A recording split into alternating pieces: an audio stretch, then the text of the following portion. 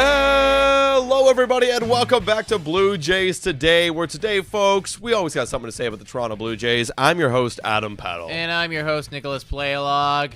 New updates involving Juan Soto. I get it. We keep talking about it. Maybe you're tired of it. I'm kind of tired of it, too. Yeah. But you know what? In a whole other side of things, I'm not, because it's exciting. It's fun. You know what I mean? Like, it's the one time a year we can dream a little. That's you know? right. Like, we weren't in the playoffs this year. You know, I knew from a very early standpoint that was not going to be a World Series caliber team. No.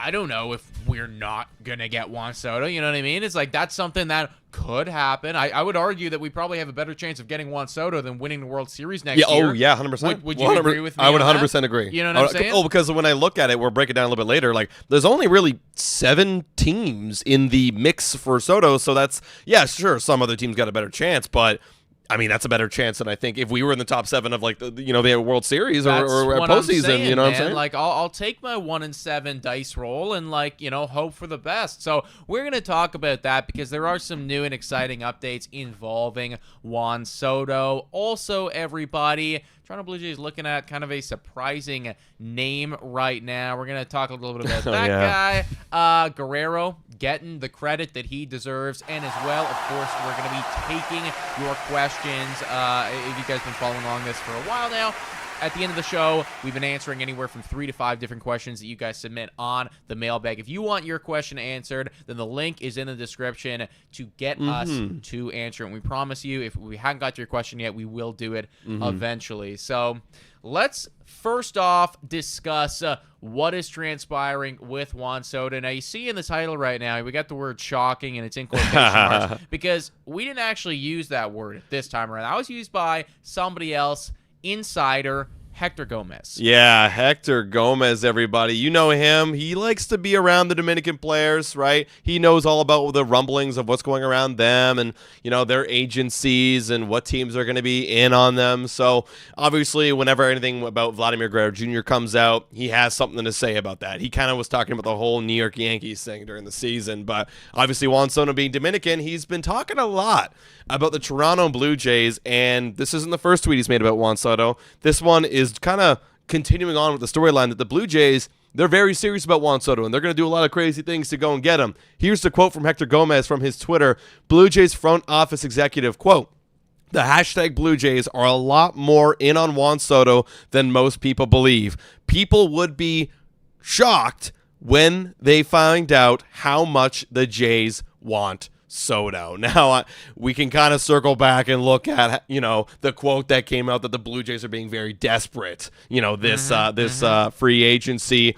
And when he says shocked to find out, like, what can we speculate here? How shocked? Like, what is it that they're doing of how much they would be in on Juan Soto? Why would they use that term? Well, because, I mean, right now, everybody kind of has the Toronto Blue Jays in the, tier 2 or tier 3 when it comes to, the signing rankings of Juan Soto, right? Like, you think he's going to go to New York, and then if he's not going to go to New York, well, he'll probably go to L.A., and if he's not going to go to L.A., well, maybe he'll go to the Giants, maybe he'll go to the Red Sox. They had a meeting very recent. We'll talk about that afterwards. And then after all of those guys, well, maybe he'll come to the Toronto Blue Jays. I think what this is saying is that, well, maybe we got to reorder those tier rankings, and in fact, maybe the Toronto Blue Jays are a little bit higher in that pecking order than we initially thought. Now, the really interesting thing for me about this is that it's apparently coming from a Blue Jays front office executive. Now, a lot of times you hear this shit coming out from, I don't know, Nightingale or some other MLB insider, and it's talking about how, the Blue Jays are, having a meeting with Juan Soto and blah, blah, blah. And when it comes from, an outside kind of source like that, not somebody inside the building, there's a very strong argument that can be made of, well, maybe Scott Boras is leaking this information out right now to try to use this as leverage for other baseball teams, to try to get the New York Yankees or Steve Cohen or somebody like that to up their price. And I think that you've seen in the past that you would be right about that. When it comes, though, from somebody in the building, somebody who is associated with the Toronto Blue Jays, there's no competitive benefit in leveraging yourself. You know, that's not, it's not like you're helping yourself in doing that. So when they come out and they say this and they tell Hector Gomez to, that they are really in on this, I do think it holds a little bit more weight than something that you might hear through the grapevine of somebody who's not necessarily associated with the Toronto Blue Jays. Sure, absolutely. When I hear the word shock too, like when I'm thinking like what would shock me? Well, the only thing that the Blue Jays have, they have a lot of ways they can try to convince Juan Soto. A lot of people have been talking like, oh, you bring Vladdy in to try and convince Juan Soto. You try to sell him on the Dominican culture or history of the Toronto Blue Jays. But for me, I think the shocked value might come in the form of dollar amounts. Like if you hear how much the Blue Jays are willing to spend on Juan Soto, I think that would shock a lot of people, right? Because, the conversation's been thrown out there, $600 million, $650, hell, even $700 million. That people have been saying the Blue Jays do have that $700 million saved up from last year that they had for Shohei Ohtani. I think that's what I read. If I'm going to speculate, that's what I'm reading into this is, if you told me how much they were willing to spend on Juan Soto, I would be shocked. Yeah, they might actually be willing to give him Shohei Ohtani types of money. Now, I think an argument can be made that, well, he doesn't deserve Shohei Ohtani levels of money because he does only just hit and feel the baseball well, but not that well, actually. I saw some highlights. Yeah, on there's Twitter. fairly not. He was a Gold Glove finalist, if you can believe it or not. Yeah, it's just all name but I think stuff. It's mainly got to do with the fact that his name is Juan Soto, and he'll also finish, third in MVP voting or what have you, right? So, ultimately, everybody, this means more to me coming from a Blue Jays front office executive than it has previously, just because, again, I don't think there's any competitive leverage. Now, the one thing I will say is, who is this guy? Is it, is this the person that deals with ticket sales and has no insider info at all and just, happen to hear something at the coffee break center and over? Right. So we don't know who that front office executive is. Is it, the side person of Ross Atkins? Because if that's the case, well, maybe it does have a little bit more weight, right? We have no idea who that is. And there is a whole lot of buzzwords going on right there from Hector Gomez. Like, he does know what he's doing too, and I would imagine that, of course. he wants us to talk about this. He wants to get his name out there. He wants to get clicks. He wants to be in the media. But all things being considered, I would say that this is probably the most promising update that I've heard that there is any chance at all. Because I was kind of thinking to myself that this is all BS up until this point. Right. And now to hear this, that, actually, like from a Blue Jays front office executive, they're really in on him. There might just be a smidgen of hope for me. Right. I'm with you right here. Now, I want to almost circle back 3 weeks ago when this whole free agency first started, and people are bringing it up right here in the chat saying, yeah, I agree. This is awesome. This is great. And the Blue Jays should go after Juan Soto. But what about signing Vladdy? That comes from Bruce McKinnon in the chat. What about signing Vladdy? We're tossing around all this money trying to bring in Juan Soto. For me, when I think about, what about Vladdy? I think, okay, well, not to put any disrespect on Vladimir Guerrero Jr. We'll get to him. He won a few accolades recently. But Juan Soto is a different player. You could argue he is a tier above Vladimir Guerrero Jr. in terms of the numbers that he's put up so far in his career. So for me, you bring in someone like Juan Soto, like, that's going to jolt your team, and that's going to make your next year team even better. But I think that's also going to give the Blue Jays, more incentive to even sign Vladdy and Vladdy to sign back with the Jays, right? You just brought in Juan Soto, my friend. We're both from the Dominican Republic. How awesome. I already wanted to be here. Let's sign it down even long term. Now, people might be like, well, what about the money? What about the money?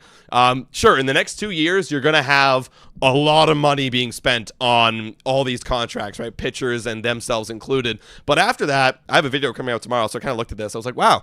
In 2027, you only have Yariel Rodriguez locked down, and then Jose Barrios, who has an opt-out. So you literally only have maybe two, maybe one guys left. So from that point, you go and you build that next window and you try to figure out from there. You're just trying to focus on the future for right now. So I know people might be concerned about Vladimir Guerrero Jr. right now, but just get Juan Soto, and we'll go from there. Hopefully he signs back. If not, again, no disrespect to Vladdy, but Juan Soto's a lot better. Yeah, of course, right? And it is a one step at a time type of thing. I'm going to talk about what you just said in a second, but quick shout out here to Andrew saying Hector Gomez said Freddie Freeman was a Blue Jay at one point. I want to be excited, but he says a lot of things that don't come to fruition. And again, that is very true, and that's why I use the word smidgen of hope. Like, again, if I had to bet my life on this, he's a Yankee or he's a Met. Yeah. I'll say that to you with my full chest. I would not bet my life that he's going to be a Toronto Blue Jay. Yeah. I think that just hearing this for me opens up the door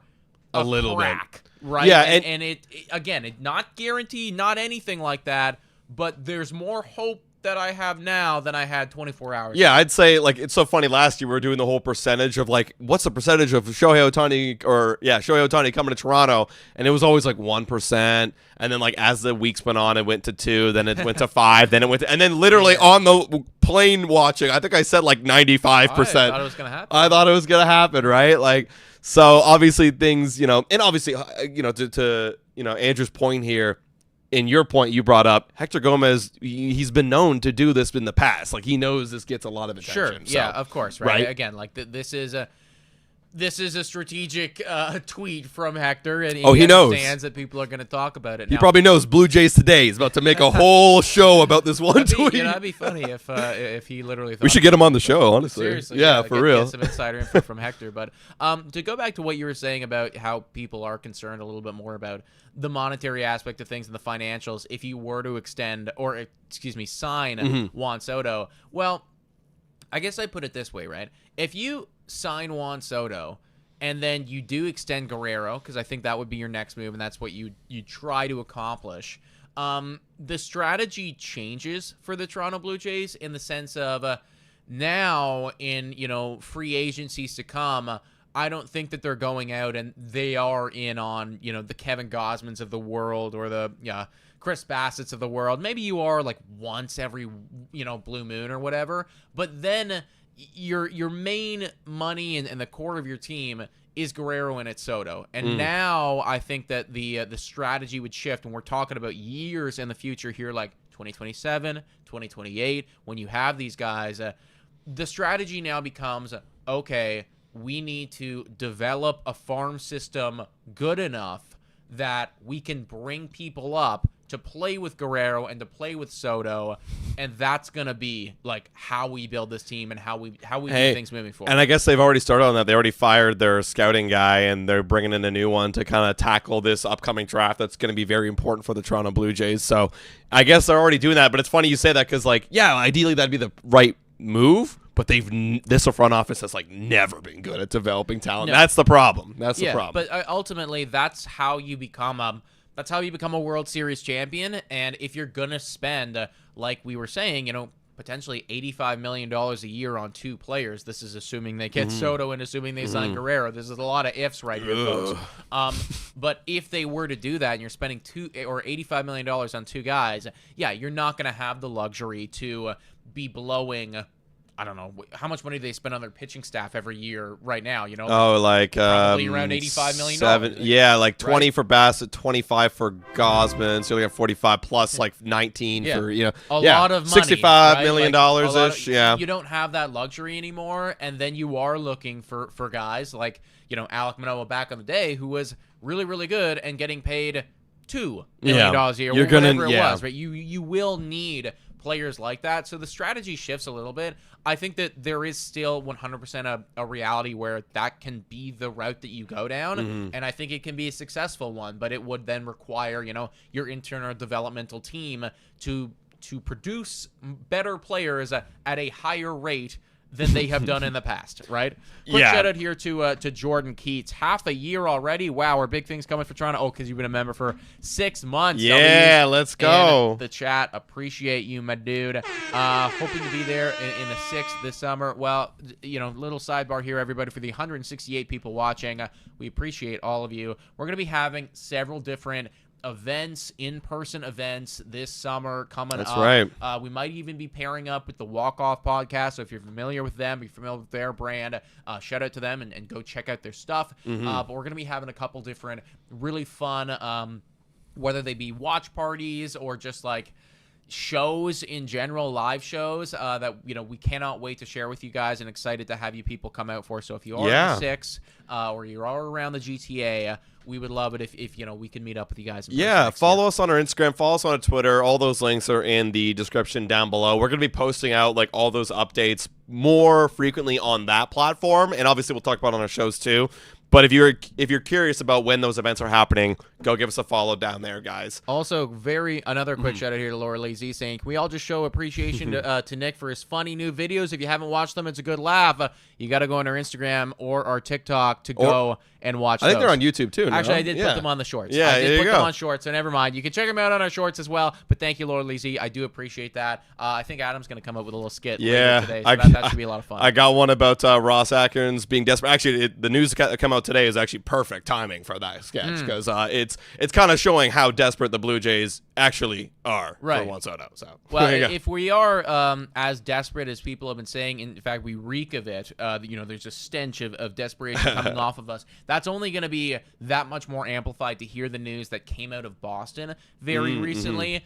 Just like the Toronto Blue Jays had their meeting or will have their meeting, we don't know what day it would have happened. I would imagine that it already would have happened this week, but you never know. But just like we would have had our meeting with Juan Soto, the Boston Red Sox also had a scheduled meeting with Juan Soto, and apparently it was a 3-hour affair. 3-hour affair. They had a whole presentation, so I guess they're taking a page out of Ross Atkins, PowerPoint, little. What does he do? He does videos. Yeah, he does like videos. A video, right? This guy's a low-key content creator at heart, making videos. Yeah, seriously, right? So apparently they took a page out of his book. They had a whole presentation listed out for Juan Soto, and he was impressed. Yeah, and now a lot of comments down here like, well, I'm impressed by, the hot chick that's on my Instagram, and it's like, what doesn't mean I'm going to date her, which I'm like, okay, you could be impressed, but still be like, well, I'm going to go with other these things. But obviously giving a 3-hour presentation to a guy on how, again, because what he wants is for the GM or the owner as well to lay out how exactly are they going to be competitive through the tenure that he would be a Boston Red Sox or whatever team he's going to be on. Sure. So big shout out to the Red Sox for obviously being prepared to go and land a Juan Soto, And also, too, let me put it this way, right? What if the hot chick on Instagram called you up and offered you $650? Things start to change a little bit, if that hot chick that's impressive, is offering you $650 million. So I do hear what people are saying, but after you walk out of a meeting with a 3-hour presentation. Now the one thing I will say about this is this coming from Juan Soto? Is this coming from Juan Soto's camp? Who's saying this, right? Because this is one of those things where I think, well, could this be a leverage play? Could Scott Boras be moving his pieces around the chessboard in a certain fashion to leak this information out there and be like, oh, yeah, Juan Soto was really impressed, especially, too, and we don't know the order of these meetings, but let's put it this way, right? What if Boston Red Sox was the final meeting? And he had already had his meeting with Toronto and New York, and both of the New Yorks, maybe with LA, and then he has his meeting with the Red Sox, and then you're in New York and you hear, oh, he was impressed by the Reds. So what I did wasn't good enough. You know what I mean? Right. Like well, there's a strategical angle to all of this. Well, take this as you will. This is where this source came from. The Red Sox met with free agent outfielder Juan Soto in Southern California Thursday night, according to a source with knowledge of the get-together. So the janitor. Or Boris. Or Boris. Boris's assistant. Yeah. You know what I mean? Like, who had the knowledge?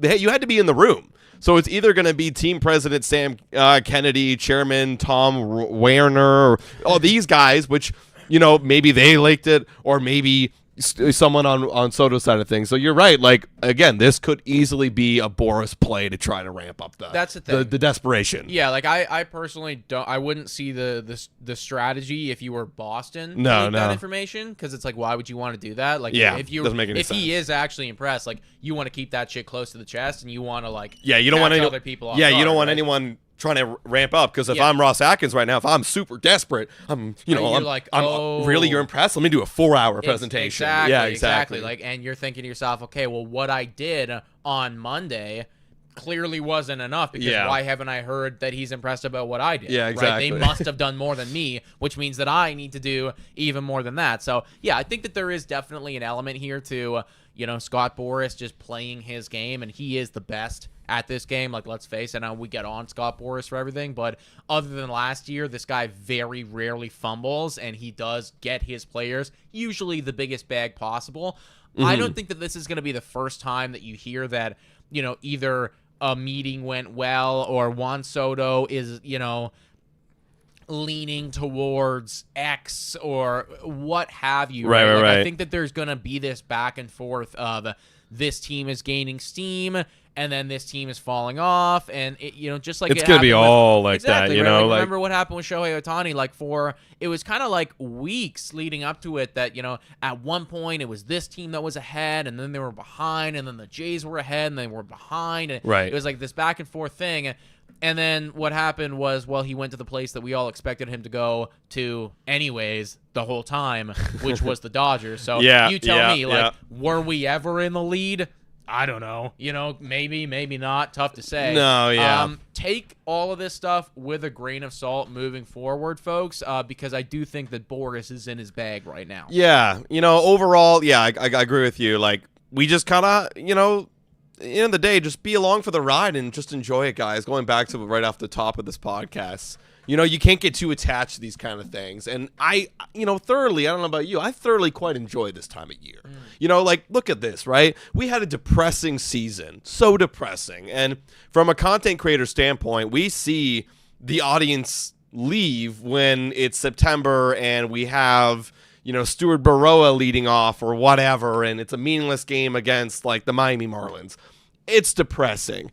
This is the only time in this year so far, genuinely, other than maybe the beginning of the season, that I've been genuinely excited. Oh, totally. Yeah. Genuinely excited since the whole Shohei Ohtani thing. But it's not because, I think I'm going to get Juan Soto or whatever. It's just the possibility. It's like going for the World Series, like we mentioned off the top. Of course. You know what I mean? Of course. So, genuinely, guys, enjoy the ride. 100%. Really quick shout out, guys. If you haven't already checked out, we've got merchandise. Go check it out in the description, nationgear.ca. You can see on our table, we've got the hats. We got that cream fitted. That's super dope. You may have seen us wear some of the shirts throughout our podcast. Go check it out. We're also having a merch drop very, very soon, y'all. Very, very soon. We'll have the details coming out in a bit. It could involve a Mr. Vladimir Guerrero Jr., so we'll be super excited to get that going. And if you guys have some sort of Christmas gifts you want to give to somebody you know is a big Blue Jays fan or a Blue Jays Today fan, you want to go check it out, so we'll let you guys know when that shirt is coming out. 100%. Also, apparently my mic is a little bit low, so if we could turn that up, that would be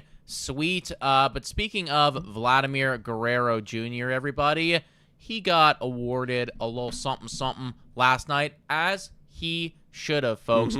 First team, in football terms, he'd be an all-pro, but he's deserving of it, man. Guerrero has been pretty great the last 12 months of baseball, and even if we don't get Juan Soto, of course Vladdy needs to be on this team long term, right? This is something that needs to happen. We do have a question from one of you that we're going to answer later that I think is extremely fitting to what we've been talking about how do you address the Guerrero situation as well as address the Juan Soto talks and do everything else. It's actually pretty simple. Keep this guy as long as you possibly can, because he has proven in the last 12 months that, he is worthy of a big bag. Yeah, and that's it, right? We all knew this was going to happen. He's one of the best first basemen in all of baseball. We already know he's won the Silver Slugger. Just kind of, and people have been saying this is going to increase the price of his, contract. And it's nah. Well, we already knew this. We already knew this. So it's not anything new. Right. So yeah, big shout out to Vladimir Guerrero Jr., guys, absolutely getting the bag. You got to love to see it. Speaking of which, I do want to talk about, we talked about a little bit earlier, are we going to have to wait till Juan Soto signs inevitably to even start the conversations of Vladimir Guerrero Jr.? Because Keegan Matheson said that too on our podcast. Right. How about you pull up the question, actually, from the person that we have from the mailbag? Because I think that this really ties in to everything that it is that you're talking about here in terms of Guerrero and just, what they're going to do. I think probably actually. Like, we will, like, to get any type of extension on Guerrero, to get anything like that, I think that you're probably going to have to wait until Juan Soto does sign and until all of that happens. Just because it's like you can't possibly, it's really tough to plan for all of that whilst, you're also going for Juan Soto. And also, too, just from like a bandwidth side of things, I would find it tough to believe that Ross Atkins would be capable of, doing all of that, kind of back to back like that. So, well, that would save his career. Yeah, if he was able to do that, right? So here's the question from Luke, guys. What scenario do you think? Let's see this. We'll go over here. There we go. What scenario do you think is more likely to occur with the Blue Jays and Guerrero Jr. this offseason and beyond? A, the Jays sign Guerrero to an extension this offseason.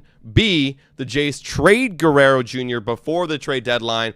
Or C, Guerrero plays out the 2025 season with an expiring contract. Thanks for taking my question. Well, no problem, Luke. Thank you for submitting your question. For me, I think it's C, more likely than not. I mean, based on everything that we've heard so far with Ross Atkins and Mark Shapiro, how they're willing to let this season play or let this offseason play on, let next season play on without a Guerrero extension in place. They're comfortable with that. However, they do contradict themselves quite a lot. I mean, Ben Nicholson-Smith came out with an article saying literally like they are contradicting themselves by saying, we're on a budget this offseason, but yet we're going after Soto, Fried, Burns, and all these guys. So, yeah, I mean, I would lean more C. What about you? I would also agree that I think C is probably the most likely, and it's probably the worst option out of everything. Yeah, right? it is. Like, the best option you could argue is A, because you get to sign Guerrero long term, and you have somebody locked up for the next decade of time. The second best option would be B, because, well, at the very least, you trade him away, you get some type of value, you get a top-tier prospect, you get something like that. I think the worst outcome is C, which is most likely to happen, which is they don't do jack shit and wait for him to hit free agency, and then it's anybody's ball game, and we're going to be doing the Vladimir Guerrero Jr. plane watch along, and I am not going to have a fun time with that at all. The one thing I guess you could say why C is better, B, it's like you trade him away, you hurt the relationship. It's like, yeah, you get prospects, and that's great and all. But C, maybe it's an Aaron Judge situation where he does hit free agency, he lets the market decide how much he's worth, and then he goes back with New York because he's said, Judge leading up to his free agency, he wanted to be a Yankee for life too. So maybe you leave yourself still the option to get him back without hurting the relationship entirely. I get it. I just think that, like, it's one of those things where, like, the risk is not worth the reward for me. To risk losing him for nothing, I would rather, at that point you trade him away. Like, I think it'd just be a mismanagement of the situation if you're the Blue Jays management to not get to your ceiling of an offer before he hits free agency. However, I will say the risk, you could lose him in C, but you're also the high reward is we keep him, and he's a Blue Jay for life. But you can address that in A, which is you extend him this offseason. A's the best one. That's A's the best one, obviously. Like to make it all the way to option C, which is to let him, walk in the offseason and then, see what he decides to do.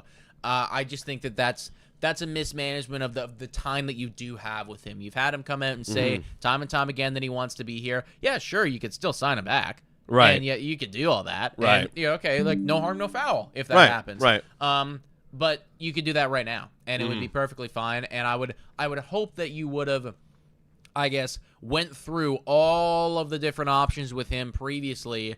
Like if you make it to free agency, what's going to be different from the conversation that you had 5 months ago, 2 months ago, even? Like why weren't you know what I'm saying? It's like you should have already had all those conversations in free agency with him 2, 3, 4 months, a year ago. So for me, it's like you just if you're going to extend them, just do it. I guess the one thing, and going based on just purely what Keegan Mathon says, is like if they don't really know how much the market is for him right now, if like the Blue Jays think it's this and he thinks it's this, well, the one sure thing to determine that is go be a free agent, and then the market will tell you how much you're worth. Yeah, you know? yeah, no, that's fair. I guess if again, like we're not a fly on the wall in their contract negotiations, so we don't know how far off they are. If Vlad's asking for 500, then yeah, sorry, dude, you're gonna have to go check out free agency, and then get you humbled. can get back to us. Because I mean, if we're thinking about Alex Bregman, Ruster only said that like he's looking for $300 million, and what if that was the number he was bringing to the table, and they're like, dude, no. Yeah. So he's got to get humbled in free agency, and then That's the they'll thing, offer right? you, Like, we don't know how much. Guerrero was saying, oh, he wants to be a Toronto Blue Jay. Well, for how much money? How much money? Yeah, exactly. That's what it comes down to. It's like if he's literally asking for $300 million, Vladimir Guerrero Jr. is. Well, then I think,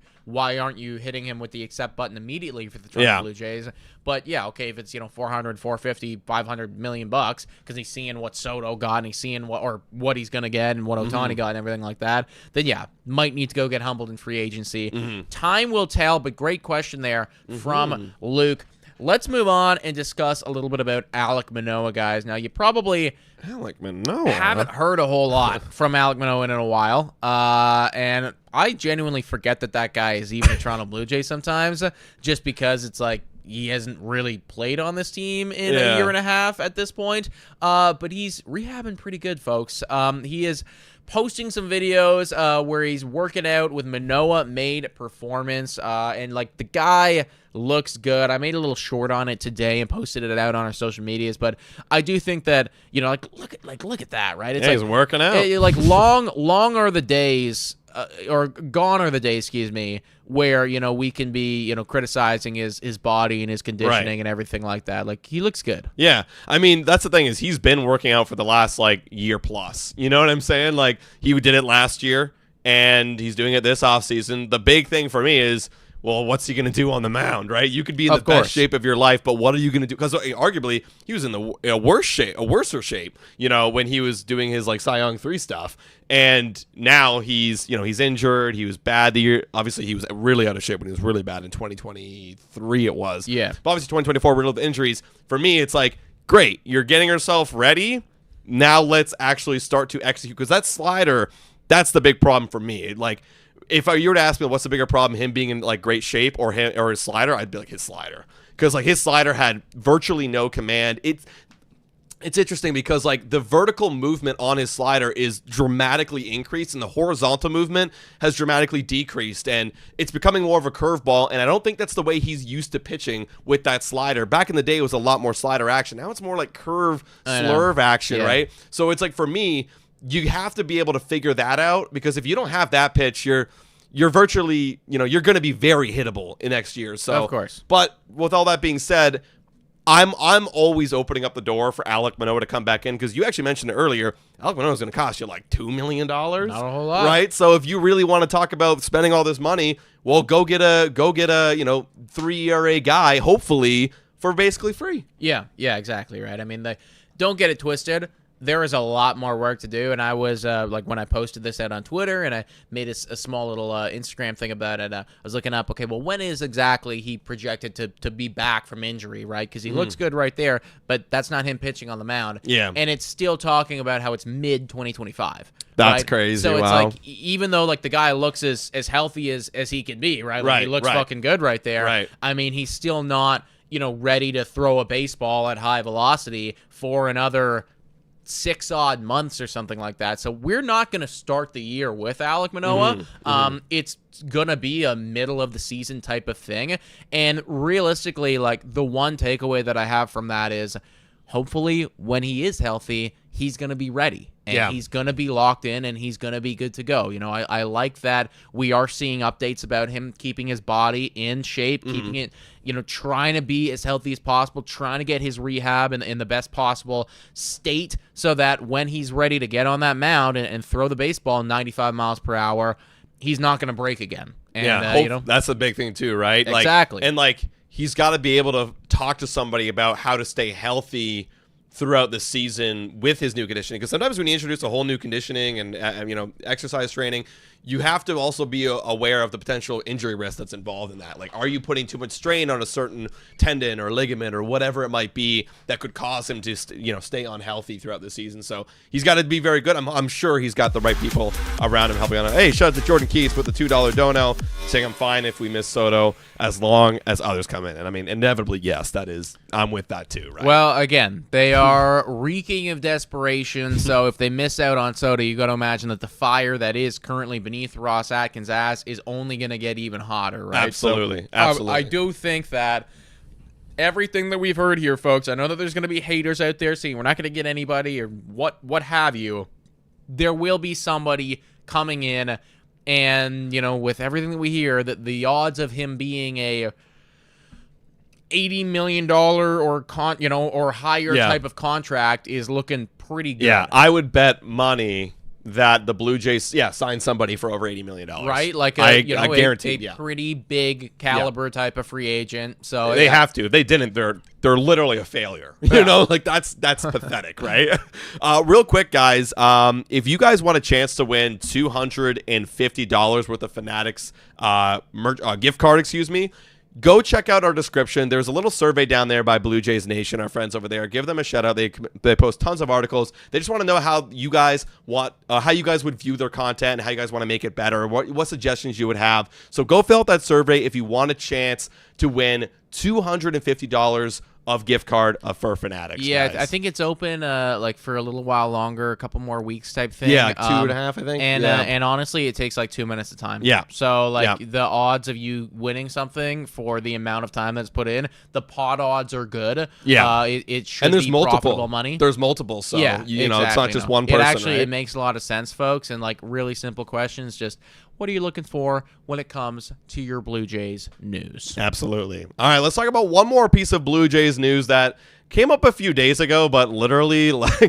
I was just glazing over this because it really didn't mean anything to me personally. I've been seeing people get pissed off at this, actually. I saw an article, we got some other friends over at actually Jay's Journal, and they were tossing out an article, taking the negative side of this, being effectively slamming the Toronto Blue Jays in the sense of, if this is what you mean by being competitive in 2025, you're type thing, right? It's bad. You're out. And I do tend to agree with them. We're talking about Yoán Moncada right here, by the way, everybody. Yoán Moncada, how the Toronto Blue Jays are apparently relatively interested in him right now. I get where they're coming from, because if this is the type of way that you're going to address things, holy shit, we are in big trouble. Right. I assume, and I hope that this is the expectation, Yoán Moncada is just a whatever piece that maybe you think there's, maybe it's a little IKF type of situation that Ross Atkins sees a little something in there, and, you bring him in and there's upside. You get the best out of him. Yeah. But yeah, this should not be, and I don't think it is, the, big Toronto Blue Jays 2024 offseason acquisition. No. Don't forget, guys, we are in on everybody, whether it be good, whether it be bad, right? If you consider Yoán Moncada bad, right? And I think, again, this isn't the play, but if this could be your contingency plan for third base and you end up getting an outfielder that's a big bat or a first baseman's a big bat, and then you go get Yoán Moncada as a contingency dart throw for third base to help out Ernie Clement, I think that's not a bad idea at all. And yeah, let me be very clear, okay? I was being overtly negative right there, or talking about how some other people are actually being very, very negative. Right. I don't think that this is a bad player or a bad move at all. I think that this is somebody that does have some type of upside. I'm not gonna, lie to you guys and say that his ceiling is an all-star, because it's probably not. He's been hurt a lot too. He's barely playing. Yeah, exactly.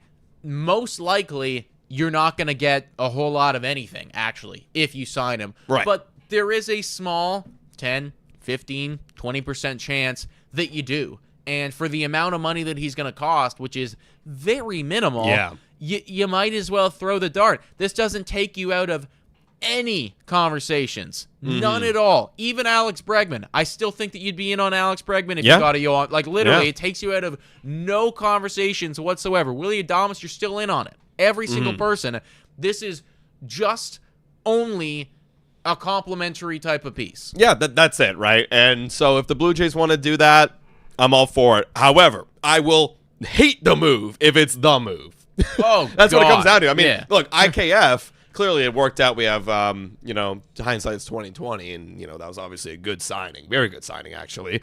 But because IKF was the move, it was hated upon. But if he was complimenting Shohei Ohtani or Cody Bellinger of last year, we would love it. I'd love it. We would have loved it. Great. Shore up the defense. Get some middle infield, right? That'd be amazing. Yeah, no, 100%, right? It's one of those things where, yes, bring him in, as well as, and you gotta attack on people on top of that. Because you gotta shoot for upside, and I think I hated the IKF thing because I didn't see the upside because he never was good. However, he broke out last year. Well, exactly. In his own right. Like, I'll be honest, man. I think that was a Ross Atkins getting lucky type Yeah, thing. he definitely got lucky, yeah. But that's fine. We're allowed to get lucky sometimes, too, as Toronto Blue Jays fans. That's right. Who knows? Maybe Moncada becomes that top prospect player that everyone thought that he was one day. But that's what it comes down to is, like, can we hit on, like, a dart throw, right? I mean, we hit on Marcus Semien, definitely a lot more pedigree there, but, like, we hit on a Marcus Semien that year, and that really worked out, where, not going to say Yoán Moncada is going to be a Marcus Semien at all, but you got to have these dart throws that if, in addition to the big moves, so that if they do hit, it's like, hell yeah, we have a squad now. Well, exactly, right? Like, that's how you turn from being a, from a Toronto Blue Jays standpoint, well, maybe like a 500 type of team to, oh shit, now we're in the playoff race because all of a sudden, Moncada or whomstever it's going to be, started being good. Think about somebody like a Jurickson Profar over there on the San Diego Padres, right? Like, he had shown flashes and he'd had good years in the past, but then he goes over there to the Padres for a 1-year deal, super duper cheap. I think it was like $1 million, like two. It was like $1 million. It was like so cheap, right? Like, this guy's getting paid nothing and is playing out of his skin. And it's like I'm on my fantasy team, and he was like ranked 30 all year. Like, the guy was incredible.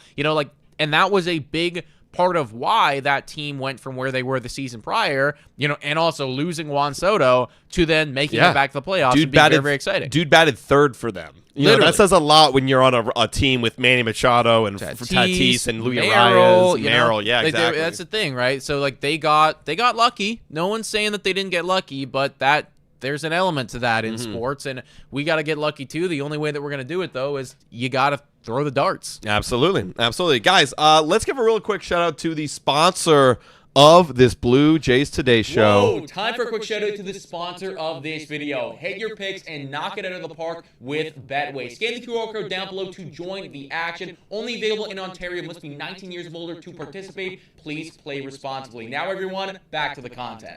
Shout out to Betway, everybody. And let me tell you right now, guys, if you want to make some money this week, there is free money to be had. It's Bears week, baby. It is Bears week. For those of you who've been following along with the channel for a while, you know that I am a diehard Green Bay Packers fan. And Bears week is always the best week because we take it to the Chicago Bears, whether we are at home or whether we are away. And we're going to do the exact same thing this week as well. So I don't have the spread up because my computer sucks, but I'll give you the spread right here, guys. It's pretty much sure money, but the spread's reflected, everyone. What happened there? I don't know. Did we disconnect? We're frozen. We're frozen? Oh, I gotcha. Sorry, everybody. I know you can hear me still. Do. That's the microphone. Yeah, no, I know. I'm just making sure we're still good. Do. There we go, everybody. Right. Yeah, sorry about that. I don't have the spreads up right now because my computer sucks, and hopefully we'll get a new one soon. But you've got the Green Bay Packers money line at 1.4 and the Chicago Bears at 3. That tells you a lot that you would triple your money if you bet on the Chicago Bears. Yeah, which you shouldn't be doing, everybody. Take the Green Bay Packers by 10.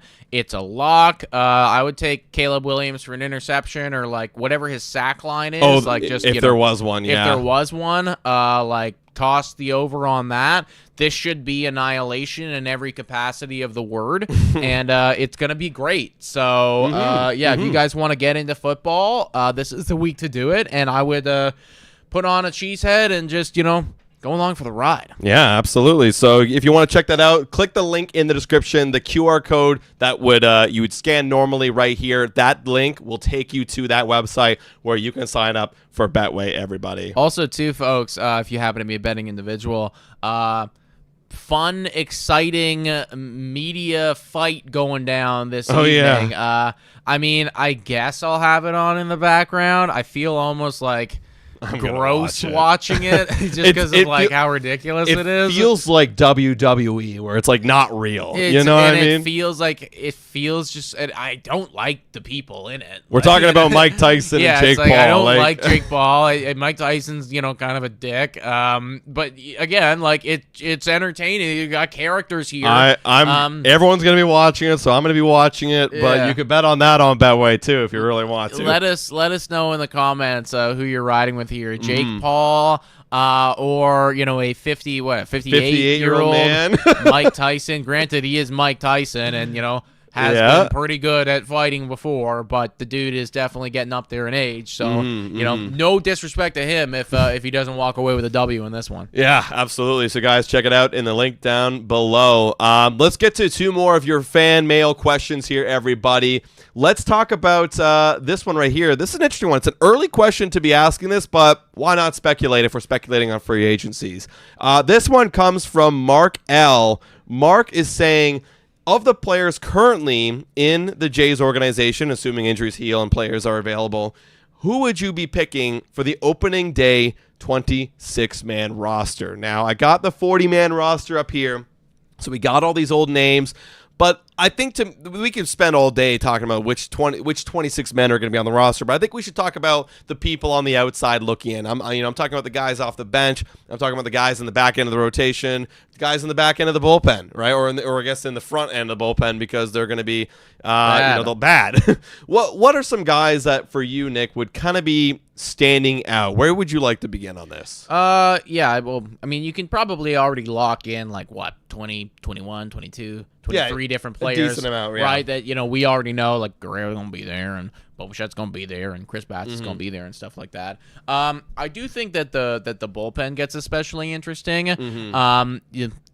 They cut Genesis Cabrera. They right? did. And that was somebody who we were. You would ask me this question 2-3 weeks ago when he was on the roster. I would have been like, oh well, Genesis Cabrera, right? One of the few guys that actually had a relatively okay ERA and is under contract. You look at that bullpen now. Okay, well, Swanson, Jordan Romano, if he's healthy, is he gonna be healthy? I don't know. I'm gonna assume he's back on the team because Chad Green will be there. And then after that, it's like, okay, well, is Little on the team? Yeah, probably. Little's on the team. He had a good season last year, underrated, honestly. Ryan Burr's probably going to be on the team. Again, these are assuming that's tough. This is why we need to go address 4 bullpen guys because I would keep Brendan Little, but you have 4 holes right here. Yeah, because Bowden Francis is a starter. He's going to be a starter, right? Right. So you have 4 holes, and Alec Manoah is not going to be on this, right? And at least we know of. No, and that's the thing. Alec Manoah is not going to start with the team either, from what I've heard, unless he has a crazy winter and rehab's great. But you look at that, you look at that bullpen, right? And even the guys that you do have in Swanson, Green, Romano, and Little, are any of those guys sure things? Chad Green, the one guy that was looking like a sure thing, then decided to have a horrendous couple weeks there at the end, and then the ERA inflated. It was still very very good. And I do believe in him. Yeah, I do. But again, the point being is that there's no Emmanuel Clases in this bullpen here. For sure. Not even anybody close to that. For sure. So if you were to give me this roster right now, someone asking, what about Dylan Tate? Dylan Tate's actually been, he's got a little bit more upside than anybody else, I think, out of the Ryan Burrs and the Easton Lucases of the world. I guess I would start with these 6 right here, and then the 4 I'd go with if I had to pick. You got to give Hagen Danner a chance already. The dude is 20. Actually, he's 26, 27. He'll be 27 next year. You got to give him a chance. He came up and got injured when he was coming up with the Jays. You got to give him a chance. And then I believe, Adam Macko. Is he ready to come up yet? Can we give this guy an opportunity to go and prove what he can do at the big league level? We traded for him 2 years ago. Is it his time? I would give that a shot. That'd be my thing. I'm shooting for upside here. all these other guys, I know what Zach Pop's going to be. I know what Tommy Nance is. I think Tommy Nance needs another chance. Do you think Tommy Nance got a chance? I think he needs another chance. Because of his curveball? It's so good. Because the curveball is so good, guys. It's good. Tommy Nance curveball is oh, my God. Really, time for a quick really good, everybody. Shout out to Betway. Shout out to Betway Go bet on Tommy Nance's curveball. Go bet on it's really good. Can you imagine you could bet on, like, vertical break? Yeah. You know, like Tommy Nance would be your favorite. All aside, everybody, one guy you can I'll probably slot in there as well. We see it here coming from Xtrode, from Dylan Plays Hockey, saying that Yariel will probably be there too. Yariel Rodriguez probably going to be in the bullpen. That's why you're watching the Toronto Blue Jays go out and hopefully address a starting pitcher, because they are looking at that pen and they're going, holy shit, we got a lot of holes to fill here. Maybe the better way to go about this is, we bring in 2 or 3 bullpen guys and then also a starter, and then, move Yariel down. That's ideal, yeah. Exactly, right? And I do think that is the way. And then you think about somebody like an Alec Manoah as well. Well, when he does come back, does he kind of play a little bit of a Ross Stripling-esque role to start at least? I don't know. Maybe you'll see what happens. Maybe there's injuries or whatever, right? Now you get that opportunity, so like whether he be a starter or becomes like kind of a long man for you, because nothing's guaranteed for Alec Manoah at this point. Like, you can do that. So, yeah, there's a lot of questions with the pen right now, and I would argue like that whole 26-man roster question. I think that most of the rest of the team you can look at and you can go, okay, this guy's gonna be here, this guy's gonna be here. The bullpen is where the biggest questions lie. Yeah, the bullpen definitely. And speaking of that, like, I guess the other guys on the offensive side of things, I mean, that's the thing. Like, right now, I mean, you have the team. Like, I'm looking at Davis Schneider right now as being an outsider, right? Just based on how he's performed. I think this is the 27th. No, David Schneider's not going to start on the team. No, exactly. I don't see. Again, he just wouldn't happen, right? You can't, right? And then you obviously got to ask yourselves, well, is this the chance to give Nathan Lucas his opportunity to be that bench guy this year? And you have so many guys like Leo Jimenez and Revis Martinez and Will Wagner. Like, what is your bench going to look like? For me, yeah, Davis Schneider could be on the outside looking in.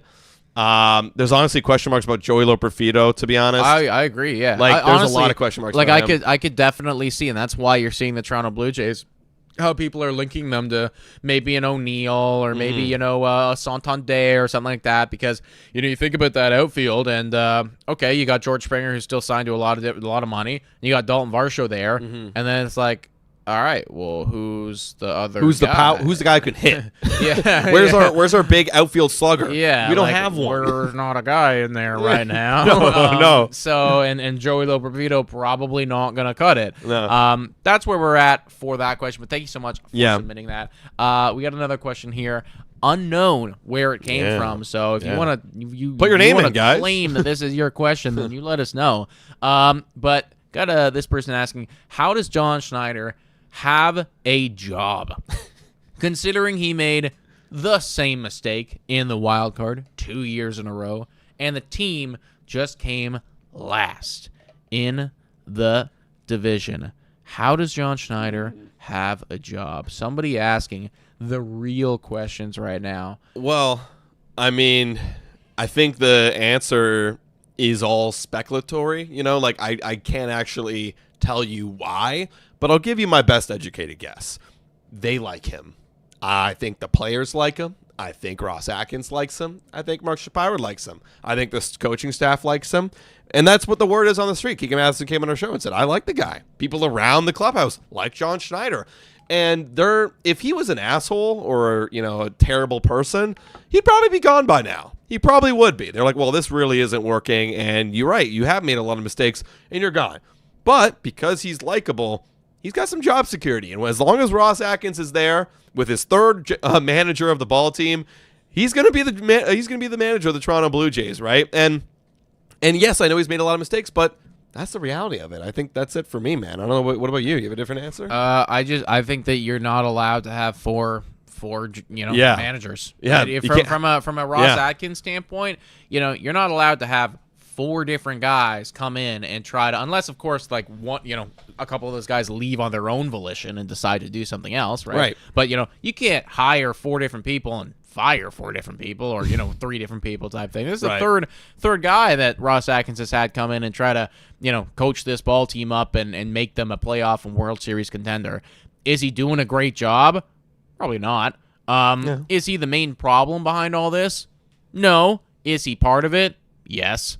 Ultimately, everybody, it's like, I think that this year, I said this last year, so I could be wrong, but I hope that this year decides all. If the Toronto Blue Jays are bad and they do what they did last year again in 2025, I think it's going to be a cleaning of the house. I think that you're going to see Ross Atkins go, maybe Mark Shapiro go too, because they're kind of a pair, right? Yeah, it's they like, are. I think both of them are cut. They're gone. They're finished. And with them, you're going to see John Schneider go, because the new guys that come in that take over the team and that becomes the new GM and everything like that, well, they don't want any remnants of the old guard here. We want to bring in our guy. And, we want our guy to, work with us, which is totally fair. It's like, if you're going to take over a new team, I don't want the same guy that wasn't working and that was with the old team. So I really think that John Schneider has 100 games of baseball left to prove that, this is that he can do this. Yeah. And after 100 games of baseball, if we're 40 and 60 or anything worse than that, oh boy, then he's going to be out of a job. Yeah, I mean, I said it about this offseason. I'm going to say it about this season. This is going to be a franchise-determining year. This offseason in 2025 will be franchise-altering, and I think that's why, to cap off this whole show, that's why they're being so desperate, and that's why the money that they're offering on the table or how much they need to make changes to this roster is a lot, and they're desperate. And I think they need to be, because they realize that. They realize that this could be it. Yeah, no, it really could, everybody. And that is why, apparently, it would shock you as to how much they're going to be in on Juan Soto. But, folks, let us know in the comments down below, what do you think about everything that we talked about today? What do you think about what Hector Gomez had to say? Do the Blue Jays actually have a chance to bring Juan Soto into Toronto, to put him in Blue Jays blue? Hell, we got Taylor fucking Swift in Toronto right now. So you want to talk about superstars coming to Toronto? I mean, we got like the biggest one in the world right now. So it's not impossible. We could make it happen. We got fucking streets named after her. Hell, you know what? If Juan Soto comes to Toronto, we have streets named after Taylor Swift? Like, you don't know the streets that they've got, like Taylor Swift Way now, and for her coming into town. Yeah. Oh, man. This is a real thing, man. I thought that was just common knowledge. Oh, at this point. no. Yeah, there's a bunch. I haven't been outside in like 4 days. I'm scared. Well, this has been going on. This has been planned for months. They got a bunch of different, streets that have like Taylor Swift Way on them and stuff like that. Jesus. It's a whole thing. But honestly, if Juan Soto comes in, you can do the exact same thing for him too. I'll do that. Oh yeah, for sure. Like right parallel to Blue Jays Way, Juan Soto Lane, and I would park on Juan Soto Lane all the time. Juan Soto Lane, Vladdy Drive, like you can make almost like puns with it, right? You can do a whole lot of things. 100%, guys. Let us know in the comments down below what you think about all this. Hit the like, smash the subscribe button on your way out. Fill out that survey. Takes only 2 minutes. $250 if you win. It would be great. And also, buy yourself some Blue Jays Today merch, because you deserve it. Yeah, guys, thank you so much for watching. And as always, go Jays, go!